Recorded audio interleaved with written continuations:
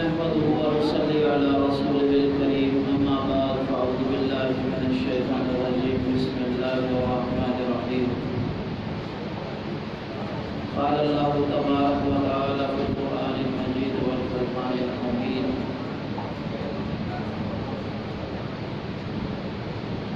فمن الله علينا ووقعنا عذاب السموم إنا كنا من قبل ندعوه إنه هو البر الرحيم فذكر فما أنت بنعمة ربك بكاهن ولا مجنون أم يقولون شاعر نتربص به ريب المنون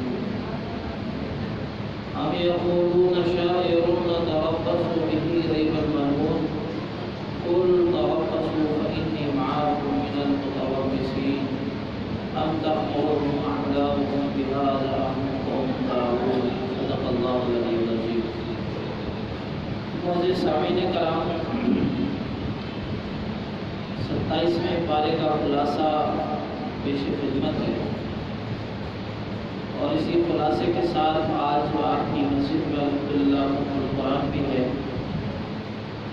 تو اس پارے کا خلاصہ بھی بیان کیا جائے گا اور اس کے ساتھ قرآن مجید کے کچھ فضائل بھی آپ کے سامنے پیش کیے جائیں گے۔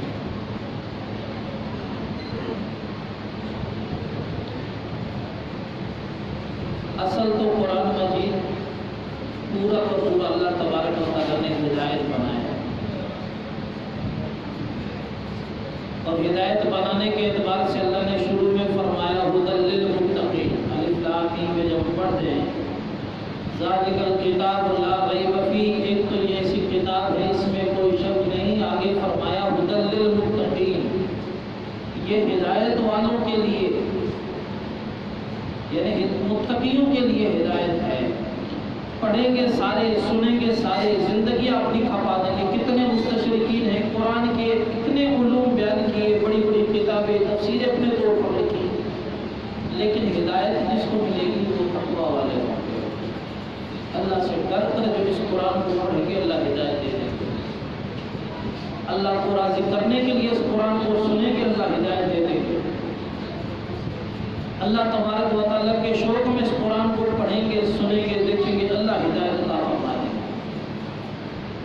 اور اگر اللہ سے ڈرنے والے نہیں، اللہ کی اطاعت و فرما برداری کرنے والے نہیں، اللہ تبارک و تعالیٰ کا شوق رکھنے والے نہیں، تو اسی قرآن نے کہا یہدی بہ کثیر و یضل بہ کثیرا، کتنے ہی لوگ ہیں اس کے ذریعے اللہ تبارک و تعالیٰ کو ہدایت عطا فرما دیں گے، اور کتنے ہی لوگ ہیں جن کے ذریعے اللہ تبارک و تعالیٰ کو گمراہ کریں گے۔ تو یہ قرآن بہت سو کے لیے ہدایت کا ذریعہ بھی ہے، بہت سو کے لیے یہ گمراہی کا ذریعہ بھی ہے۔ ہدایت اس کو ملے گی جو اللہ تعالیٰ سے ڈر کے اطاعت و فرما برداری کے لیے اس قرآن کو پڑھے گا، اس کو اپنائے گا، اس کو سنے گا، اللہ تبارک و تعالیٰ ہدایت کے راستے کھول دے گا۔ تو آج اس ختم قرآن پر ہم یہ نیت کر لیں کہ قرآن کو ہدایت کی نیت سے پڑھ رہے ہیں۔ آج تک ہم پڑھتے رہے ثواب کی نیت سے، کس لیے سے پڑھتے رہے بھائی؟ ثواب کی نیت سے پڑھتے رہے، سنتے بھی رہے ثواب کی نیت سے، پڑھتے بھی رہے ثواب کی نیت سے، چاہے وہ تقریروں میں سنا ہو، چاہے وہ ختم القرآن میں سنا ہو، نیت تھی کہ ثواب ملے گا، اس میں شک نہیں کہ ثواب ملے گا، لیکن اصل جو نیت ہے وہ ہدایت کے لیے۔ اور ہدایت کب ملتی ہے؟ جب سمجھ کے پڑھا جائے۔ تو کوشش کریں کہ زندگی میں جب تو کیا، زندگی میں تو موقع ہی موقع ہے، اپنی زندگی کا یہ نصب العین بنا لے کہ یہ قرآن جو اللہ نے مجھے اور آپ کو دیا ہے یہ سمجھنے کے لیے دیا ہے، ارے اس قرآن پر کو سمجھو اور اس پر عمل کر لو۔ اب تک نہیں سمجھ سکے، ہمارے اوپر یہ قرض ہے۔ قرآن کو سمجھیں گے اللہ ہدایت عطا فرمائیں گے، قرآن کو سمجھیں گے اللہ نور عطا فرمائیں گے، قرآن کو سمجھیں گے اللہ تبارک و تعالیٰ زندگی میں لذت پیدا فرمائیں گے۔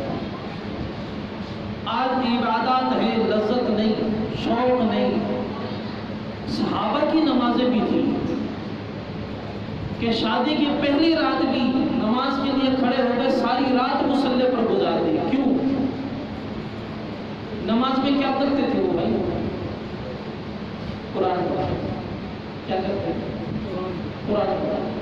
قرآن کا نور ان کے دل پر، قرآن کی ہیبت ان کے دل پر، اگر قرآن کا اثر شروع ہو، حضرت جبیر بن مطعم رضی اللہ تعالیٰ عنہ فرماتے ہیں کہ وہ مسلمان نہیں ہوئے، وہاں پر پہنچے مدینہ منورہ میں، یہی سورہ طور حضور صلی اللہ علیہ وسلم پڑھ رہے تھے۔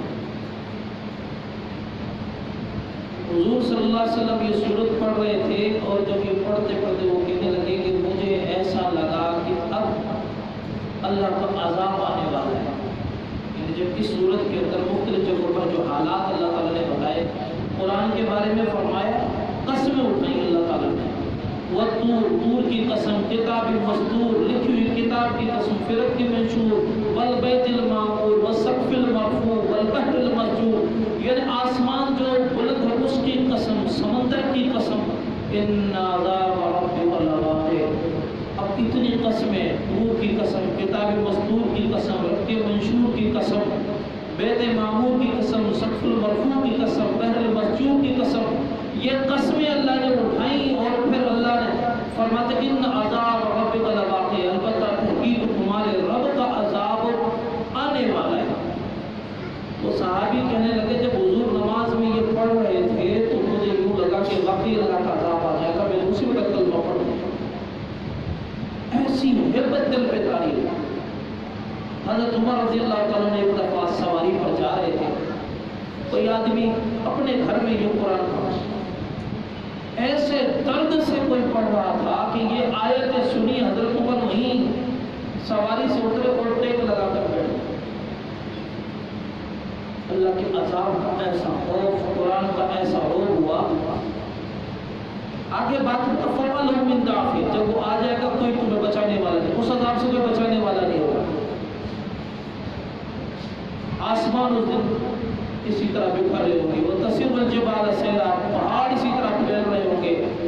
فَوَيْلٌ لِّلْيَوْمَئِذٍ لِّلْمُكَذِّبِينَ، جھٹلانے والوں کے لیے اس دن عذاب ہے۔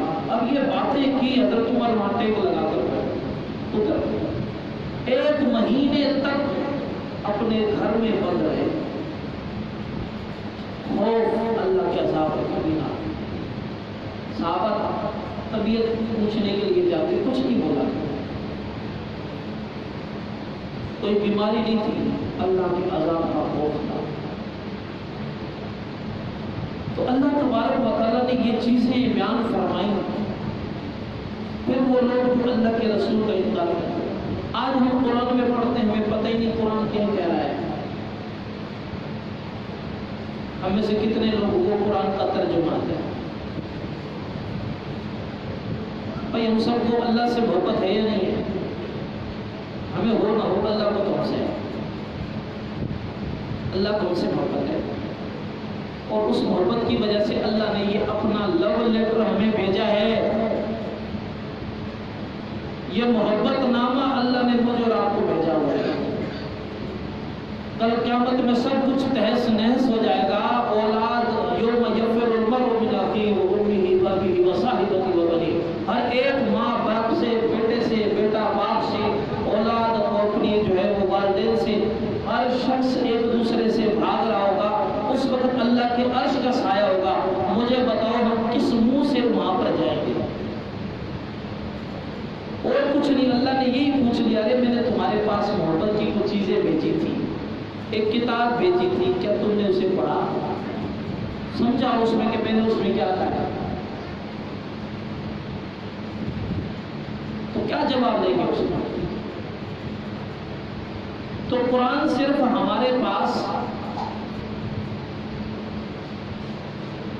اپنے مردوں کو بخشوانے کے لیے یا صرف تلاوت کے لیے نہیں، بلکہ قرآن کس لیے ہے؟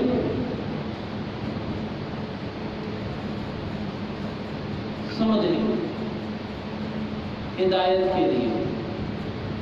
تو پہلا عہد تو یہ کر لیں کہ قرآن کو سمجھنا ہے، کر لیا سمجھنا، قرآن کو سمجھنا ہے، اللہ ہم سے کیا خطاب کر رہا ہے یہ سمجھنا ہے، زندگی میں آدھا گھنٹہ ضرور نکالیں، ورنہ قبر میں جائیں گے وہاں قرآن، حشر میں جائیں گے وہاں قرآن، کی وہاں طاقت ہمیں پتہ لگے گی۔ اللہ کے رسول کہتے ہیں یہ قرآن ایسا ہے اگر اس کا کوئی لاڈلا اس پر اگر عذاب آئے گا اللہ کے سامنے کھڑے رہے گا، اللہ اس کو نہیں، اس کو عذاب نہیں ہونا چاہیے۔ صبح کو پڑھتا تھا، شام کو پڑھتا تھا، دن کو پڑھتا تھا، سمجھتا تھا ایک ایک سورت جھگڑے گی۔ کسی کو سورہ واقعہ سے پیار ہے، کسی کو تبارک الذی سے پیار ہے، کسی کو سورہ یاسین سے پیار ہے، کسی کو سورہ رحمان سے پیار ہے، کسی کو قل هو اللہ احد سے پیار ہے، ایک ایک سورت جھگڑے گی۔ یا اللہ یا تو اس کو جنت میں بھیج یا مجھے قرآن سے نکال۔ ایسی حجت کوئی کر سکتا ہے؟ کون کرے گا اس کو؟ اللہ کے رسول بھی جب شفاعت کریں گے تو 6 دن 7 رات یا 7 دن 6 راتوں کا سجدے میں پڑے ہوئے ہوں گے۔ یہ نہیں کہتے کہ اللہ یہ کر، یہ سجدے میں ہوں گے۔ اتنا لمبا سجدہ کریں گے، پھر اللہ تبارک و تعالیٰ فرمائیں گے یا محمد قم اشفع تشفع، اے محمد اٹھیے شفاعت کیجیے، میں آپ کی شفاعت کروں۔ لیکن قرآن جھگڑے گا، اللہ نہیں، اس کو معاف کر، اس کو جنت میں بھیج۔ اور اگر قرآن جس کو کہہ دے یا اللہ چھوڑ دے، اس کو جنت میں نہیں جانے دینا، اس قوم نے مجھے چھوڑ دیا، تو کون بچائے گا بھائی؟ ہے کوئی ذات بچائے گا؟ اتخذونی ھذا القوم مہجورا، یا اللہ اس نے مجھے چھوڑ دیا تھا، اور واقعی جو حق اس قرآن کا ہم نے چھوڑ دیا ہے۔ تو بھائی ایک تو آپ سے یہ عہد لینے آیا ہوں کہ قرآن کا ترجمہ اور مفہوم سب سیکھیں گے، روزانہ 10 منٹ دیں، 15 منٹ دیں۔ ہمارے پاس یہاں پر اگر عالم نہیں ہے تو وہ مسجد میں تو عالم ہی عالم ہے، ان سے کوئی ٹائم لے لیں۔ اور ہمارے علاقے میں بہت سے علماء کرام ہیں، زیادہ وہ نہیں دیتے، درس قرآن یہاں شروع ہو، روزانہ ہو تو سونے پہ سہاگا، کیا بات ہے، سبحان اللہ۔ نہیں تو ہفتے میں 1 دن درس قرآن کا لازمی کسی عالم سے لے لیں۔ میرے پاس اگرچہ ٹائم نہیں ہے، میں معذرت پہلے سے ہی چاہ لیتا ہوں، لیکن ایک کسی نہ کسی عالم سے لے لیں تاکہ وہ قرآن ہمیں سمجھائے۔ اب یہاں جو قرآن اس سے بارے میں اللہ خطاب فرما رہے ہیں، ان لوگوں سے خطاب فرما